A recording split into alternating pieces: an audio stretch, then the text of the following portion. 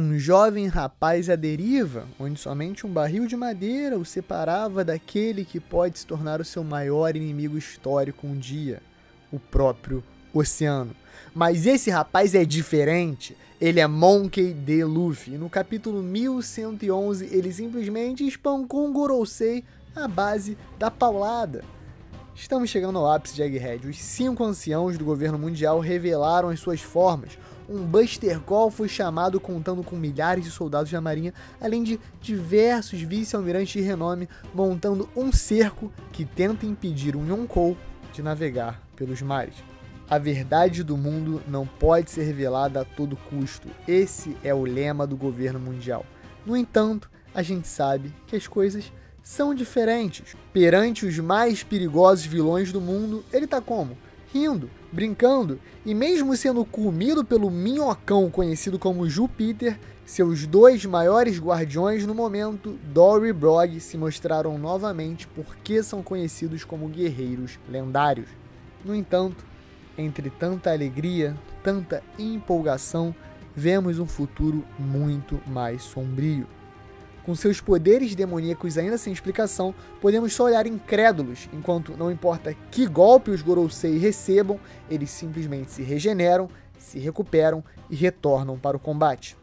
Além disso, pela primeira vez temos confirmado o uso do Haki do Rei Demoníaco das bestas que comandam o mundo. Parece que cada passo que os Chapéus de Palha dão para frente, o Gorosei os empurra 2 para trás. Mas é para trás que a gente tem que ir mesmo, é para recuar. Não é vergonha sobreviver para contar a história. Melhor um covarde vivo do que um herói morto, ainda mais quando o herói espanca os vilões e eles só se levantam e se levantam como se nada tivesse acontecido. O mais alto ponto em meio às árvores de Egghead, um titã colossal se move. A armadura antiga, maior até que um gigante atual, quem sabe do mesmo tamanho de um gigante antigo, se lamenta. Me perdoe, Joy Boy. Qual é a sua identidade? A sua relação com Joy Boy? Nika? Luffy? Vamos falar sobre tudo isso, mas nesse exato momento eu só sei que ele pode ser a diferença entre os Chapéus de Palha escaparem com vida e mortos desse insano arco de Egghead. Fala galera, Chapéu de Palha aqui. Eu sou o Derek, querendo ir pro Elbaf, querendo pegar um sol em Elbaf, querendo pegar um sol com o Deus do Sol em Elbaf. Hoje vamos discutir coisas interessantes, esse uso de Haki, o posicionamento do Gorosei, essa regeneração. Qual é o motivo deles serem tão conectados? Telepatia, regeneração, seriam eles partes de Musama? Seriam eles clones? Seriam eles satélites? O que são esses demônios com características especiais nunca antes vistas? Vamos falar sobre isso e muito mais, então por favor deixa o like, se inscreve nessa moral. Elanzito, você é o craque, então chama a vinheta.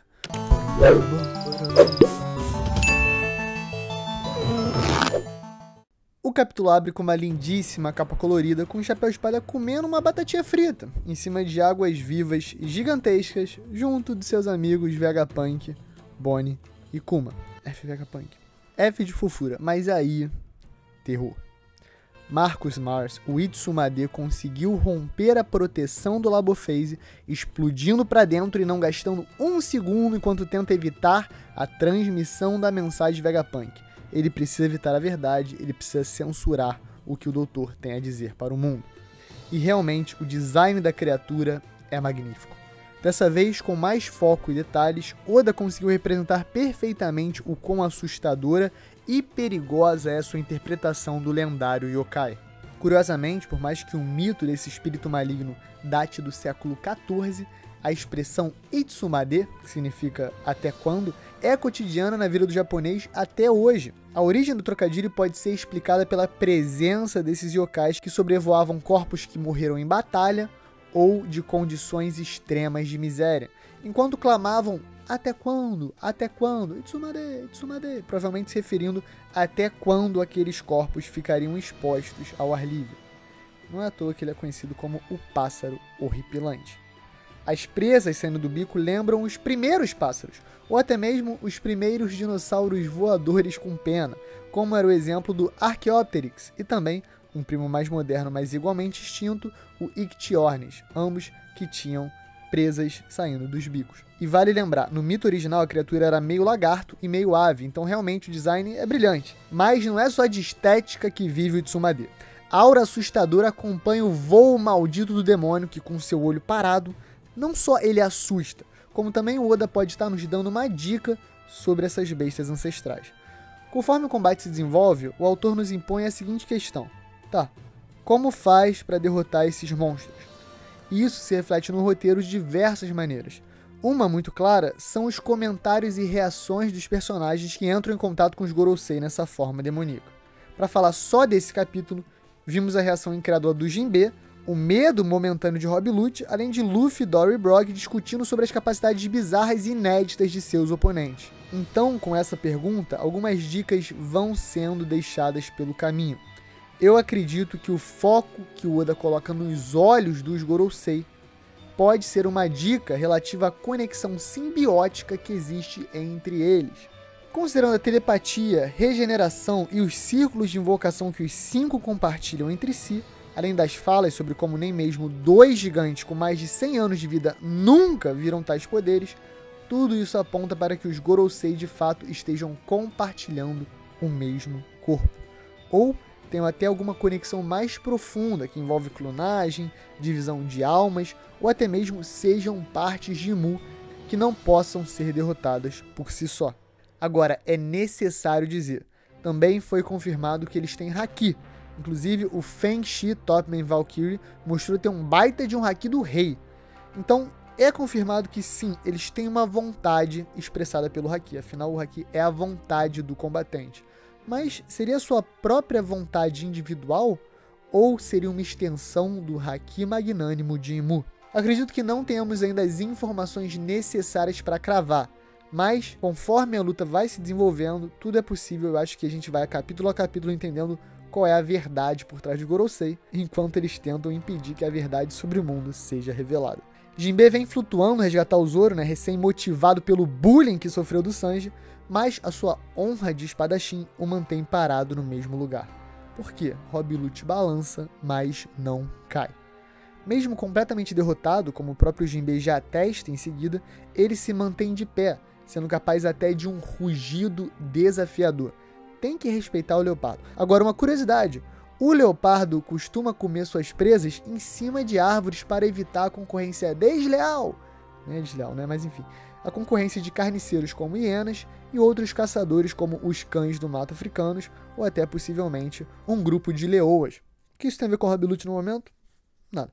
E aí, apressando a situação com mais uma call do Sanji, vem, bora. O Jinbe, que já tá nessa de dar carona pro Sparsa há um tempinho, se adianta e pega o Zoro no mata-leão com o braço e simplesmente finaliza Rob Lute com outro Karatê Tritão de 5.000 tijolos, expurgando de sua forma despertada e também da sua forma acumada, porque quando ele cai, ele já é um humano magrelinho. A nuvem de poeira gerada pelo impacto é o suficiente para que os dois escapem antes da aterrorizante chegada do Tsumade, Marcus Mars.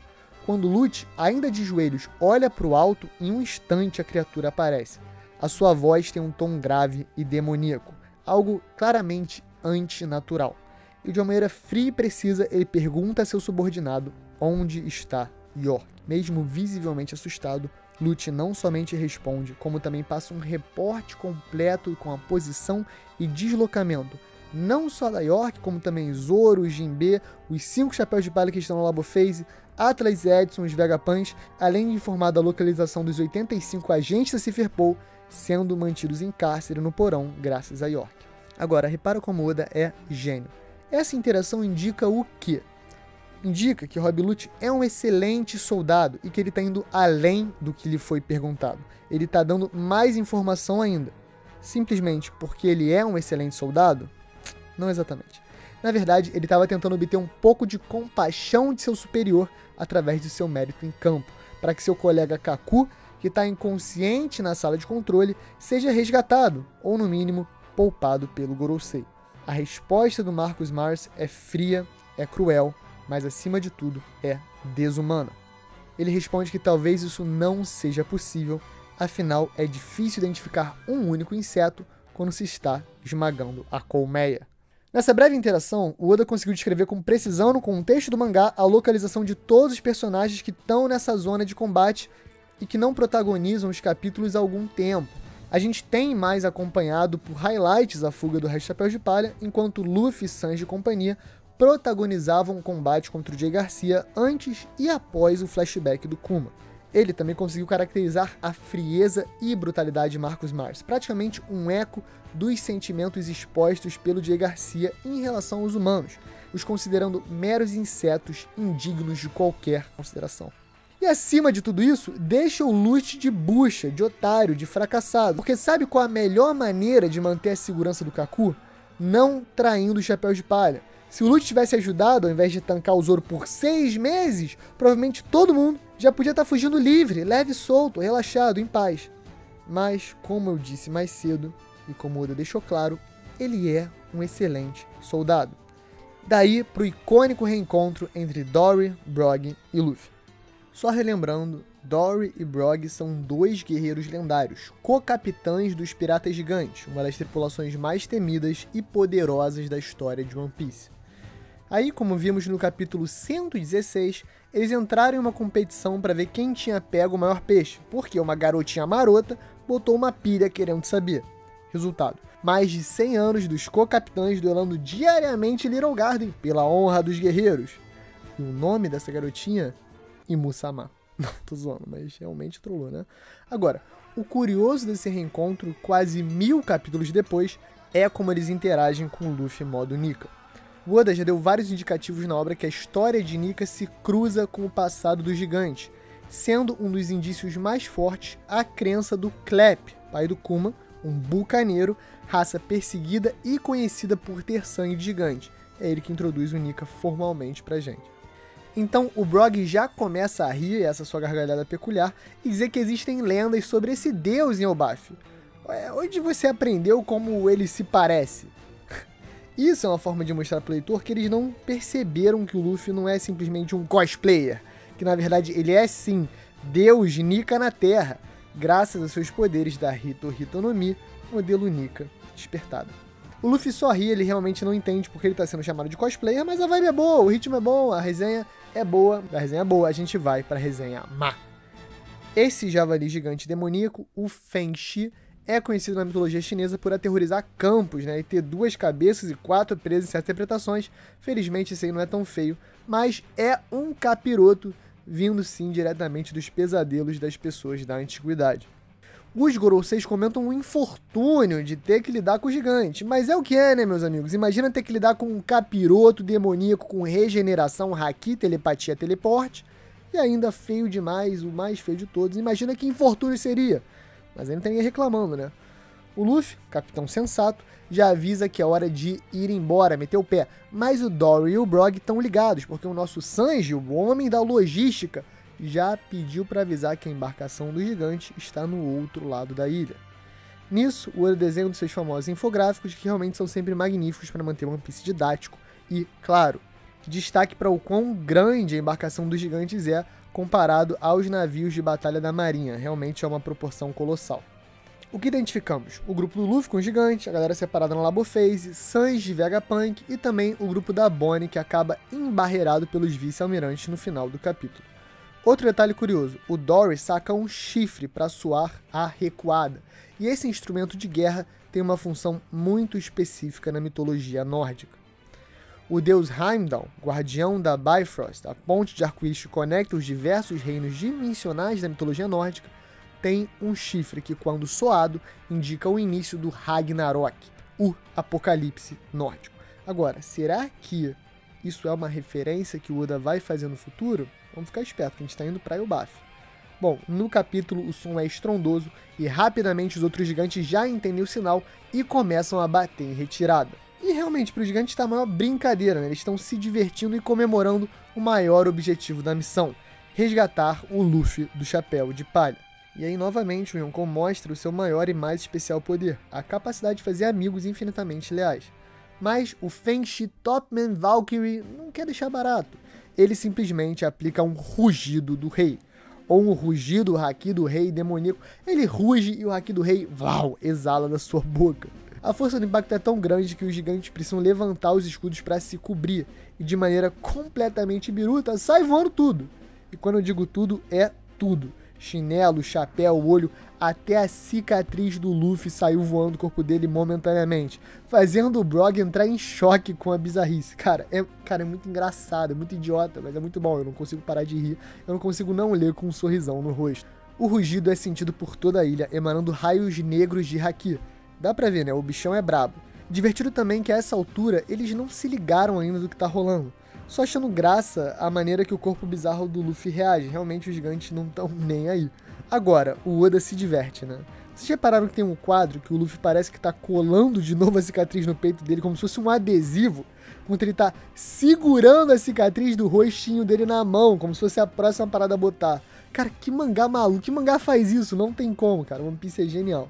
Agora, os gigantes ficam surpresos com o poder rival, mas claramente não estão abalados. Até porque é nesse momento que eles mais brilham, justamente como os guardiões do sol. O Fenchi pula para atacar os dois com as suas duas presas, mas é rapidamente respondido pelos escudos redondos clássicos dos vikings empunhados pelos guerreiros gigantes. E aí junto eles bradam: Escudo do Sol, Svalin. Mais uma maravilhosa referência do Oda. Svalin é um escudo lendário da mitologia nórdica, cuja função é justamente ficar em frente ao sol para proteger as pessoas do seu calor. E ele é lendário porque ele é tipo um escudo gigante, tá? Né? Tipo, tu bota na cabeça pra proteger as pessoas do sol. Tipo, ele protegia o mundo inteiro do sol. Então, esse ataque estar protegendo o deus do sol é simplesmente genial, uma referência muito rica e muito inteligente. Revoltado, o Topman pergunta: que capricho do destino os colocou ali? Vocês têm noção de que homem é esse? A resposta magnânima também vem em conjunto: é nosso brother, porra! Cala a boca, cala a boca, é nosso brother! Cara, os gigantes são sensacionais, eles têm a mesma vibe do Luffy, né? Parece até que eles inspiraram o Luffy de certa maneira, mas a gente sabe que é uma sinergia natural que o Luffy tem com o gigante. Pelo que eu pesquisei, o termo Skilda vem do nórdico antigo e significa algo como obrigação ou dever, que notoriamente os dois estão dividindo, dando a surra no Gorosei, e é justamente daí que vem o nome do golpe. O Fenchi sai voando, cai de costas, e o nosso inimigo mais antigo do arco, Jay Garcia Saturno, começa simplesmente, em retaliação, a cuspir umas bolas em direção ao trio, enquanto diz que vai apagar os seus oponentes da história. É muito temático nessa força do mal absoluta lutando contra Nika, o deus do sol, essa lenda secreta que dá esperança aos oprimidos pelo governo mundial, enquanto brada que o vai apagar da história. Agora, a sequência é espetacular. O Luffy avisa que é veneno, afinal, a maioria dos golpes do Jay Garcia, inclusive o que matou o Vegapunk, estavam imbuídos de veneno. Tem nisso, ele faz uma referência sensacional a Tom e Jerry, pegando uma árvore, roendo ela com os dentes, fazendo um taco de beisebol, pegando um pincel, pintando de preto, vestindo o uniforme, home run. Ele rebate de volta para o remetente e, mandando eles provarem o próprio veneno, descobre que na verdade não rebateu exatamente veneno, mas sim uma bomba atômica. Que, parando para pensar um pouco, é extremamente venenosa, porque a radiação mata tudo num raio de quilômetros, não importa aonde essa bomba caia. Agora, sério, a reação surpresa do Luffy é genial. Eu ri muito nessa parte. Tipo, o cara joga esperando que é veneno, o bagulho explode, ele, uma bomba atômica. Muito sensacional. Agora, as referências a beisebol também são brilhantes. Por mais que não saibamos quase nada sobre o esporte aqui no Brasil, ele é hiper popular no Japão, inclusive se prepara para essa curiosidade quente. Nos últimos anos, o melhor jogador do mundo de beisebol se chama Shohei Ohtani, e ele é japonês. Ele é tão bom que simplesmente teve as melhores estatísticas como arremessador e rebatedor no mesmo ano, além de ser uma máquina de moer recordes. Fazendo uma analogia muito grosseira a futebol, ele é tipo o cara que é o melhor zagueiro do mundo e ao mesmo tempo ele é o artilheiro do campeonato todo ano. É simplesmente algo sem precedente. E aí nessa vibe boa de muito talento nipônico, tanto na Liga Nacional quanto nas grandes ligas pelo mundo, incluindo, claro, a MLB, que é a americana principal, e também vindo de uma medalha de ouro no esporte na última Olimpíada em casa, então faz muito sentido a referência. Agora, pelo amor de Deus, gente, eu não quero mais ouvir esse papo de que a fruta do Luffy, não, ela é a fruta da borracha, mas está sendo extrapolada, não, Oda não passa dos limites, é tudo borracha ainda. Cara, tá muito claro que ela não é limitada à borracha. Caso contrário, ele não brotaria com um pincel e tinta preta para fazer essa piada. Então, vamos só botar na cabeça que vale tudo pro Lufão no modo Nika. Inclusive, coisas que não tem nada a ver com borracha, como o Oda mostrou lá na introdução do poder, quando ele sacou um óculos escuros para assistir a explosão contra o Kaido. Não tem como argumentar. É o que é. Os nossos aliados continuam seguindo firme, enquanto os monstros do Gorosei parecem se recuperar e se regenerar da explosão atômica que sofreram. Assim, fica bem óbvio, não é sobre quais golpes usar ou não usar nessa forma atual. Eles parecem simplesmente invencíveis. E vale também reforçar como os gigantes, que são guerreiros super experientes, simplesmente nunca viram nada parecido, seja por questão de raça, seja por questão de habilidade ou qualquer outro poder. Logo, eu acredito que os Gorosei vão realmente ser diferentes de meros usuários de Akuma no Mi. Chegando próximos ao navio, Nami tenta acelerar o bonde, tanto que o Jinbe desiste de flutuar e resolve só sair correndo mesmo. E aí dá pra ver, né, o vice-almirante Romero Simpson, né, com seus 12 queixos, o Strawberry e o Doberman, se não me engano, tentando travar o caminho. Com todo respeito aos vice-almirantes, mas acho bom eles serem solados pelos Chapéus de Palha, em especial pelo Sanjaço, que tá chegando e merecia um combate mais elaborado. Na última página, vemos o Itsumade encontrando a York, já querendo saber aonde é a sala de transmissão. Isso é tenso, porque talvez a York de fato saiba como parar a transmissão. Afinal, ela é uma Vegapunk. Mas todo mundo fugiu, largou ela pra trás e não pensou nisso. Simplesmente, pera aí, é o mais inteligente ou o mais burro do mundo? Alô, Vegapunk. Agora, brincadeiras à parte, eu realmente acho que os Gorosei vão ser feitos de bobo. Eles chegaram quase sem nenhuma informação para resolver uma arapuca montada pelo homem mais inteligente do mundo, que já sabia que ia morrer com muita antecedência e teve tempo para se preparar. Então eu acho que o Oda vai brincar com os nossos sentimentos, mas no fim vai dar bom e a gente vai descobrir a verdade. Da York pro Kizaru, que diz estar muito ferido, mas claramente não é de médico que ele precisa, e sim de um psicólogo.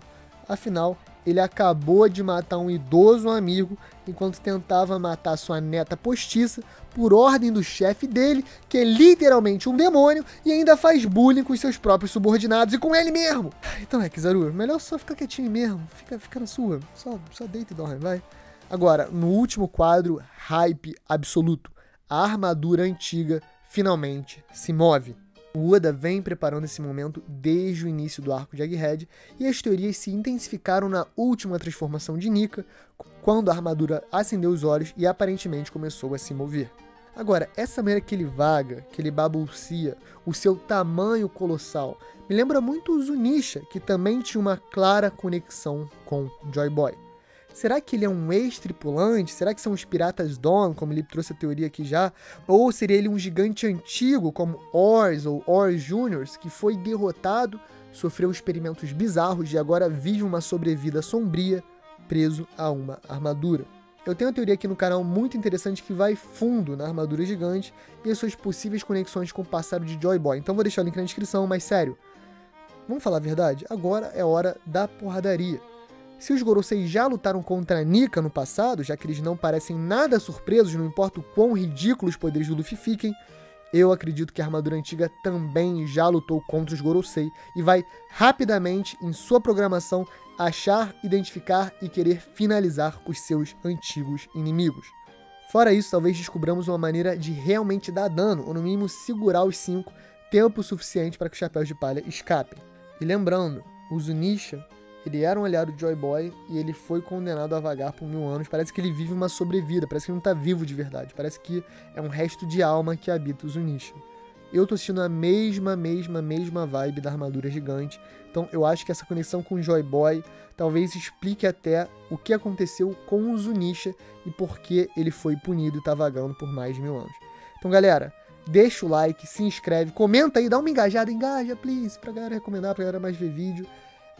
Vão ser 3 semanas sem review de capítulo, mas vai ter review de episódio, vai ter novas notícias, vai ter teoria, vai ter resposta de palha, vai ter vídeo junto no meio do lip, vai ter muita coisa interessante. Aproveita, comenta aí uma ideia de vídeo pra gente passar essas 3 semanas sofrendo juntos. Fala o que vocês querem ver, fala o que vocês acharem interessante, novos quadros, novas modalidades, novas teorias, novas ideias.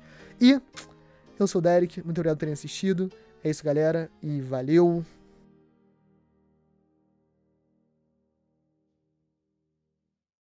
Pode palha secreto, na moral, tudo que era pra ter dado errado, deu errado, mas quando sai One Piece, quando sai o capítulo, tudo se resolve. Então eu quero saber de vocês. Como tá a vida? Tá tudo certo? Escreveu Paçoca de Areia no último vídeo? Ouviu Pode Parecer Criado? Ouviu Paçoca de Areia e não escreveu? Agora, eu vi que muita gente escreveu. Eu ainda não vi Duna, eu ainda vou ver Duna. Eu vi American Fiction, foi muito bom. E o Brasil tá indo bem no Major, mas não muito, não muito. Mas, pô, top 16 tá bom. A gente tava sofrendo, nem classificando aí. Então, galera, é isso. Muito obrigado por terem acompanhado o vídeo. A Lanzita é brabo na edição, como sempre. Um beijo, um queijo, galera. Valeu!